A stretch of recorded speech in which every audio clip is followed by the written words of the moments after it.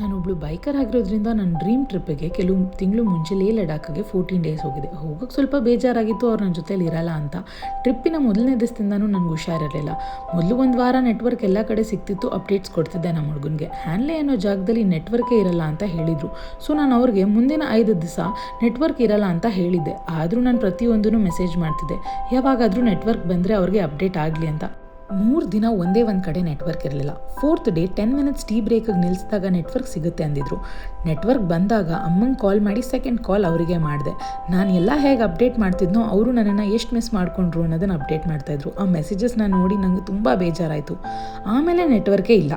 ಬೈಕಿಂಗಿನ last day ಬೆಟ್ಟದ ಮೇಲೆ ನನಗೊಂದು ದೊಡ್ಡ ಆಕ್ಸಿಡೆಂಟ್ ಆಯಿತು. ಆ ನೋವಲ್ಲೂ ಕೂಡ ನನಗೆ ಅವರೇ ನೆನಪಾಗಿದ್ದು. ಲೈಫ್ ಪೂರ್ತಿ ಹ್ಯಾಂಡಿಕ್ಯಾಪ್ ಆಗ್ತೀನಿ, ಇಲ್ಲ ಅಂದರೆ ನಾನು ಉಳ್ಕೊಳ್ಳೋದೇ ಇಲ್ಲ ಅಂದ್ಕೊಂಡಿದ್ದೆ. ಗಟ್ಟಿ ಜೀವ, ಬದುಕ್ಬಿಟ್ಟೆ. Series 9 of my unexpected love story. Stay tuned.